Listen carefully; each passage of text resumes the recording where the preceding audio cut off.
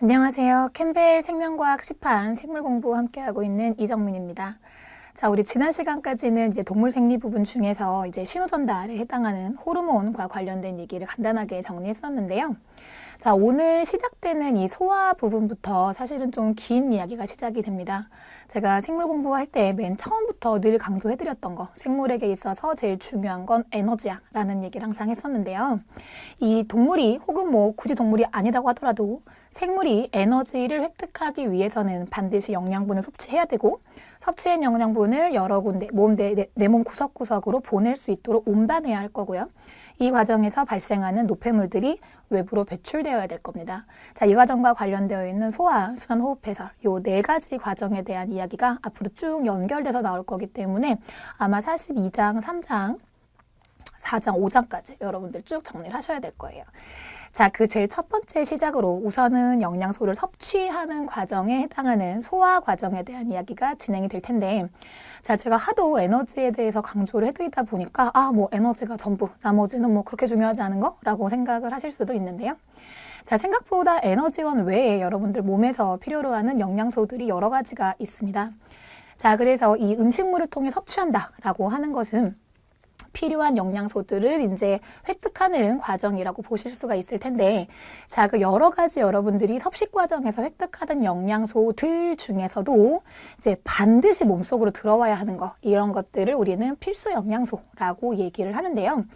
자, 왜 반드시 몸속으로 들어와야 하느냐? 자, 여러분들 몸속이 생각보다 기능들이 많이 발달이 되어 있어서 아주 간단한 재료들만 있으면 뭐 필요한 지방이라거나 혹은 단백질이라거나 이런 것들을 충분히 만들 수는 있습니다. 자, 그런데 그 필수적인 재료에 해당하는 것들, 따라서 섭취하지 않는다면 몸에서 만들지 못한다라고 하는 것들을 우리는 필수 영양소라고 얘기를 하고요. 실질적으로 이 필수 영양소를 섭취하기 위해서 이제 음식을 먹는 활동을 수행한다라고 보실 수 있을 텐데, 자, 지금 여기 보시는 그림은요, 사실은 여러분에게 반드시 필요한 성분인 리놀레산이라고 하는 지방산에 대한 이야기가 나와 있습니다.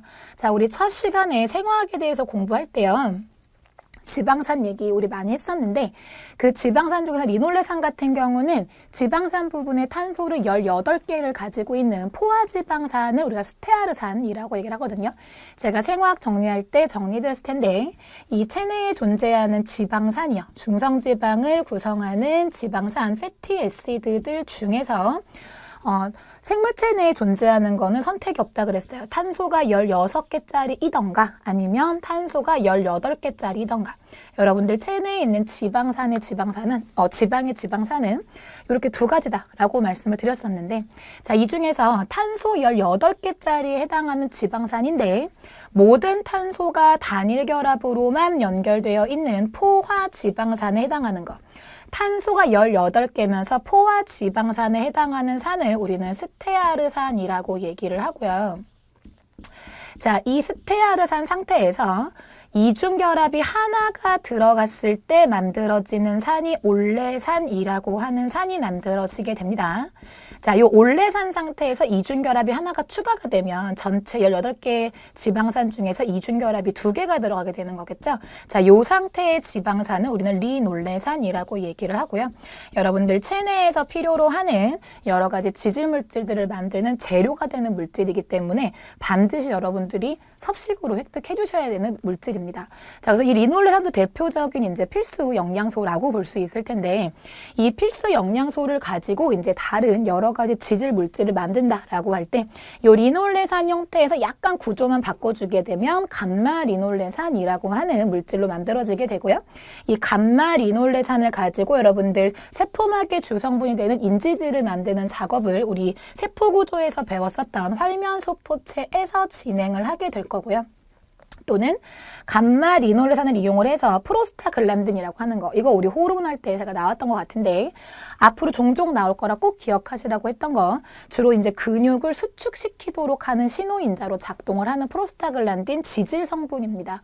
자, 그럼 지금 보시게 되면 리놀레산이라고 하는 필수 영양소를 이용을 해서 전환시키는 과정이 있었고, 이 전환시켜서 만들어진 감마 리놀레산으로 지질에 해당하는 이것저것을 만들기 때문에 이것이 반드시 필수 성분이야 라고 말씀을 드릴 수 있을 텐데 문제는 이 리놀레산을 가지고 감마 리놀레산으로 바꾸는 과정을 지방산 불포화 효소라고 하는 효소가 이제 중간에서 매개를 해주게 되어 있습니다.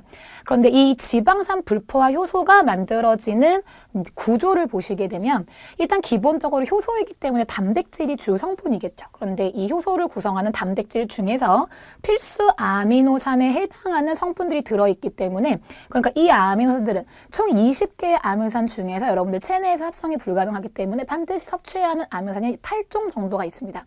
성장기에 있는 학생들은 한 개 추가되는데요. 히스티딘. 일단은 성인 기준으로 하면 8종류의 아미노애시드가 필수라서 이 아미노산을 가지고 이 지방산 불포화 효소를 일단 기본적으로 구성을 하게 되고요. 제가 누차 말씀을 드리지만 체내에 작동하는 단백질은 100% 아미노산일 리는 없다. 그쵸? 그럼 추가적으로 들어가는 성분 중에서 비타민 B3가 관여를 하게 되어 있어요.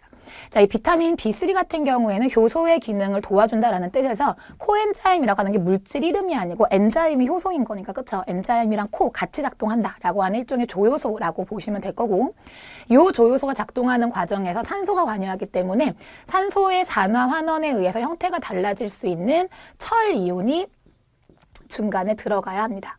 그러면 지금 이 효소를 구성하는 필수 아미노산이라거나 철이온이라거나 바이타민 B3 같은 경우에 여러분들이 반드시 섭취를 해 주셔야 되는 거고 이 지방산 불포화 효소가 작용하는 리놀레산 같은 경우에도 반드시 섭취해 주셔야 되는 거고 그러면 이런 경우에 이것들을 전부 다 우리는 필수 영양소라고 얘기를 하게 되는 거거든요.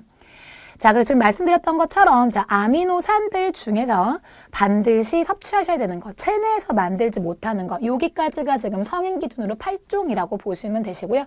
뒤쪽에 있는 히스티딘 같은 경우에는 성장기에 있는 학생들 같은 경우에 이제 뼈나 근육을 신장시킬 때 반드시 필요한 아미노산이고 이 아미노산은 체내에서 만들 수 없기 때문에 성장기에 해당하는 학생들은 구종이 필요하다라고 하고요. 사실은 갓 태어난 어린아기 같은 경우에는 여기에 또 하나가 추가되어서 필수 10종이다라고 얘기를 하게 되어 있습니다.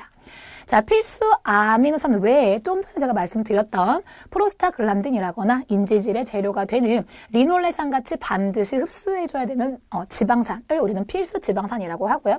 앞에서 보셨던 바이타민 B3처럼 에너지원은 아니지만 지방이나 단백질 같은 에너지원은 아니지만 기능을 하는데 관여하는 이제 분자들을 우리는 이제 비타민이라고 얘기를 하죠. 비타민 같은 경우에 우리 이제 뒤쪽 가서 소화 과정에서 이제 비타민 성질이 어떠냐에 따라서 흡수한 다음에 이동 경로가 달라지기 때문에요. 여러분들이 이제 어떤 비타민들이 무슨 종류에 해당하는지를 좀 받으실 필요가 있는데 큼직하게 말씀을 드리자면 비타민들 중에서 물에 잘 녹는 비타민이 있고요. 물에 잘 녹지 못하는 비타민들이 있습니다. 자, 물에 잘 녹는 비타민들 같은 경우에는 소화 과정에서 흡수가 되면 혈액을 통해서 운반될 텐데 큼직하게 두 가지라고 생각하시면 될 것 같으세요. 비타민 B하고 C는 수용성 비타민에 해당해 라고 보시면 될 텐데 쌤 두 종인데 뭐 이렇게 많아요? 자, 바이타민 B 같은 경우에는 이제 구조가 약간씩 다르기 때문에 바이타민 B군에 속하는 에너지가 대략 한 13종 정도 얘기를 합니다. 그래서 바이타민 B에 대해서 우리가 특별하게 B군이라고 언급을 해주거든요. B집단이라고 해서. 그중에 여러분들이 반드시 기억해 주셔야 하는 건 여기 많이 있는데요. 일단은 이 바이타민 B1 같은 경우에는 중학생들도 많이 알고 있는 거. 근데 이거 과학에서 안 배우고 가정 시간에 배워요. 가정 시간에 이렇게 식품 성분 배울 때 이제 공부하는 부분인데 옆에 괄호를 붙여서 이름이 붙어 있는 건 이제 바이타민 B를 1부터 13까지 넘버링을 한 거는 우리 이제 공부하는 사람들이 편의상 한 거고 발견된 순서에 따라서 뒤쪽에 괄호 안쪽에 들어가 있는 거는 그것들의 이제 별칭 혹은 이제 관형적으로 사용하는 명칭이라고 보시면 되는데 티아민이라고 불리는 바이타민 B1 같은 경우에 어디 많이 있냐면 여러분들 왜 그 백미를 많이 드시는 게 건강에 별로 안 좋다 이런 얘기를 하죠. 그때 이제 사실은 백미가 안 좋다라고 얘기를 하는 것은 우리가 이제 뭔가 에너지원 혹은 탄수화물을 먹었을 때 이 탄수화물 성분이 에너지원으로 전환되는 퍼센테이지에 따라서 GI 수치라고 하는 수치값이 나옵니다. 그래서 이 GI 값이 높으면 높을수록 섭취한 탄수화물이 에너지원으로 전환이 잘 된다라고 생각을 하시면 되는데요. 사실은 생물학적 관점에서 봤을 때에는 좋은 현상입니다. 그래서 음식 속에 들어있는 탄수화물이 에너지원으로 전환이 잘 된다라고 하는 것은 에너지를 획득하는 생물의 입장에서는 좋은 현상이잖아요. 근데 최근에 이제 현대로 넘어오게 되면서 이 에너지원으로 전환됐다가 사용하지 못하게 되면 제가 여러분들 몸도 똘하다 그랬잖아요. 그쵸? 사용하지 못하는 당이 남아서 몸에 돌아다니면 고혈당의 문제를 일으키기 때문에 저장하는 과정에서 지방으로 저장을 하게 될 겁니다. 그렇기 때문에 비만과 관련해서 우리가 얘기할 때는 GI 수치가 낮은 것이 다이어트에 도움된다. 뭐 이렇게 얘기를 하게 된단 말이죠. 그래서 백미 같은 경우에는 사실은 GI 지수가 높기 때문에 건강이 안 좋아 라고 얘기를 많이 하는데 사실은 백미가 가장 안 좋은 점은 백미라고 하는 건 쌀껍데기를 다 벗기는 거잖아요. 쌀껍데기를 벗기는 과정에서 이제 우리가 얼만큼 몇 번에 걸쳐 벗기느냐에 따라서 이게 쌀껍질을 과일 껍질을 깎듯이 깎는 게 아니라 여러분들 왜 명절에 차례 음식 같은 거 조사할 때 밤치는 거 이제 해보셨을 텐데 밤친다라는 얘기는 겉에 있는 깔끄러운 껍데기를 없애는데 그걸 과일 깎듯이 깎는 게 아니라 탁탁탁 치잖아요. 그렇죠? 쌀껍질 깎을 때 쌀껍질 같은 거 벗길 때 그렇게 벗기거든요. 그래서 몇 번에 걸쳐서 벗겼냐에 따라서 뭐 5분 도미, 7분 도미, 3분 도미 뭐 이렇게 얘기를 하는데 제가 지금 말씀드린 3분 도미, 5분 도미, 7분 도미는 3번 깎았어, 5번 깎았어, 7번 깎았어 이런 뜻이고요. 그렇게 3번, 5번, 7번을 깎으면 겉부분에 약간 쌀껍질이 남아있게 되어 있습니다. 우린 그런 걸 현미라고 하는 거거든요. 근데 보통 우리 백미라고 하는 거는 이걸 10번을 반복하는 거예요. 그러면 사실은 하얀 쌀이 남는 건 좋은데 문제가 쌀껍질을 깎는 과정에서 쌀의 일부가 뜯겨 나가거든요. 그 중에 우리 보통 쌀 눈이라고 하는 부분 있죠. 쌀 이렇게 이제 얼그러져 있는 모습으로 보이는데 이 부분이 하얗게 있는 거. 이 부분이 같이 뜯겨나가게 돼 있는데요. 여기에 많이 들어있는 성분이 티아민입니다.